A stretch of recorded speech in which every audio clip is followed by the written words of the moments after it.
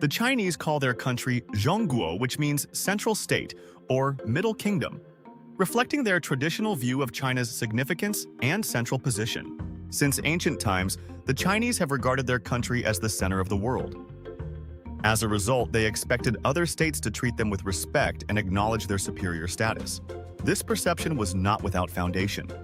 During the Middle Ages, China was one of the world's most advanced civilizations, surpassing many European countries in terms of economic development and technological achievements. However, Chinese officials, led by the emperor, indulged their vanity and convinced themselves of their superiority over others for so long that at some point they lost touch with reality and could not adequately assess the extent of the existing threat. After all, it is one thing when ordinary merchants come to you, who were forced to go through all the ceremonies in order to get an audience with the emperor. And if they were allowed, they had to kneel before the emperor and touch their foreheads to the floor 3 times.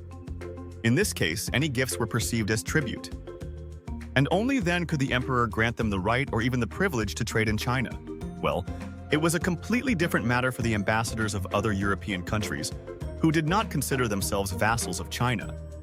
But Chinese officials did not understand this and treated them like all other barbarians from the West. Any barbarian was perceived as an envoy of the West to testify to the greatness of the emperor. And it was because of this indiscriminate approach that they humiliated those who could not be humiliated, namely, the envoy of the British Crown, Lord George Macartney, when he visited China in 1793-94. King George III sent Macartney to China with a fairly simple task: to convince the emperor to establish friendly relations and mutually beneficial trade between the countries. The British were very interested in mutually beneficial trade, because at that time such Chinese goods as tea, silk, porcelain were in great demand in Britain. At the same time, the British themselves did not sell anything to the Chinese, and this led to a constant outflow of silver from England to China. Therefore, in order to interest the Chinese in their goods, Macartney decided to show the emperor the best technological innovations of that time, which were produced in Great Britain. However, the Chinese perceived all this as a tribute, and even on the Chinese ships that accompanied the delegation there were signs. The English ambassador brings tribute to the emperor. Then they forced him to go through all the ceremonies, and even forced him to kneel before the emperor. And when the British hinted that this was not a tribute but gifts to show their own achievements. And if the emperor liked them, the British could then sell these goods in China, but the emperor reacted very coldly to such a proposal. As a sign of respect, he accepted the gifts, but refused the British the privilege of selling their own products on Chinese territory. And the mission left with nothing. Later, there were several more attempts to establish trade relations, but they ended in vain. Realizing that there was no point in negotiating with the Chinese authorities, the British went another way. Using the government's approval, the East India Company established opium smuggling to China. From 1800 to 1839, opium imports to China increased from 200 to 2,500 tons. When the sale of these drugs reached alarming proportions, the concerned emperor gave instructions to stop smuggling. As a result of raids, large batches of this opium were confiscated, and foreign traders were completely banned from trading. For the British, these actions became a trigger, and they first sent a note of protest, demanding compensation for all losses.